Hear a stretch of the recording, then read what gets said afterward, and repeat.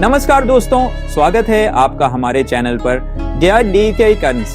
आज हम एक बहुत ही महत्वपूर्ण विश्लेषण करने वाले हैं। BTR बोडोलैंड टेरिटोरियल रीजन चुनाव 2025 के एग्जिट पोल और प्रमुख पार्टियों तथा उनके चेहरों जैसे अपीएल के प्रमोद बोरो, BPF के हग्रमा हुरीरेरी, बीजेपी के हिमंता बिस्वा शर्मा, कांग्रेस के गौरव गोगोई और अन्य की संभावना। बोडोलैंड टेरिटोरियल रीजन में 40 सदस्यीय बोडोलैंड टेरिटोरियल काउंसिल BTC की सीटें हैं और ये चुनाव 22 सितंबर 2025 को हुए हैं और 26 सितंबर को इनके रिजल्ट सम 5 बजे तक पूरा निकल दिया जाएगा। इस चुनाव में मुख्य रूप से 3 बड़े खिलाड़ी हैं। यूनाइटेड पीपल्स पार्टी लिबरल वर्तमान शासक दल जिसका नेतृत्व प्रमोद बोरो कर रहे हैं, BPF Bodoland People's Front Hagrama Mohilary के नेतृत्व में एक पुरानी regional party BJP Bharatiya Janata party राष्ट्रीय पार्टी जो अब इस क्षेत्र में अपनी पकड़ मजबूत करना चाहती है।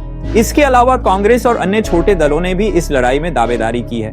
चुनाव परिणाम आने से पहले ही कुछ मीडिया और सर्वे एजेंसियों ने एग्जिट पोल अनुमान जारी किए होंगे। ध्यान दें, ये सिर्फ अनुमान है, असली नतीजे भिन्न हो सकते हैं।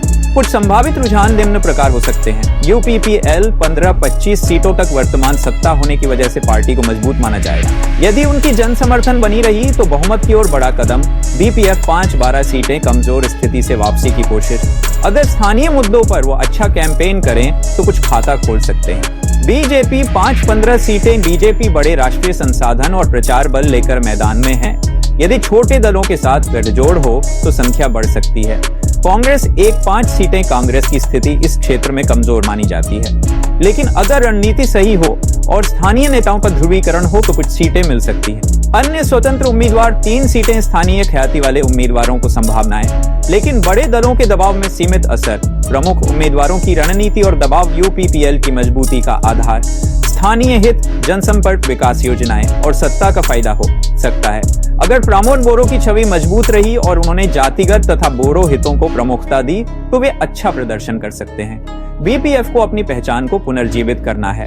वे ये दावेदार हैं कि पुराना दल हूं, अनुभव है, मुझे वोट दो, लेकिन उनके सामने चुनौतियां हैं। युवा मतदाताओं को आकर्षित करना, अच्छा प्रचार करना। भाजपा इस चुनाव को एक अवसर के रूप में देख सकती है ताकि BTR में अपनी पकड़ बनाई जाए। हिमंता बिस्वा शर्मा खुद सीधे मैदान में है या नहीं यह तय नहीं हो, लेकिन पार्टी संसाधन और ताकत इन ताकतों से प्रभावित हो सकती है। BJP कई सीटों पर उम्मीदवार उतारने की रणनीति पर काम कर रही है। कांग्रेस ने अपना चेहरा बदला है। गौरव गोगोई को पहले ही असम कांग्रेस अध्यक्ष बनाया गया है। गोगोई और कांग्रेस को चुनौती, कमजोर संगठन, संसाधन कम होना और जमीनी स्तर की उपस्थिति को मजबूत करना। BTR क्षेत्र में जातीय संतुलन बड़ा फैक्टर होगा। मीडिया और प्रचार, सोशल मीडिया, लोकल मीडिया, प्रचार दलों की ताकत। गठबंधन रणनीति, अगर छोटे दल मिल जाएं, BJP अपीएल के साथ या कांग्रेस के साथ नतीजा बदल सकता है। मतदान की भागीदारी, अधिक मतदान पक्ष में बदलाव ला सकता है।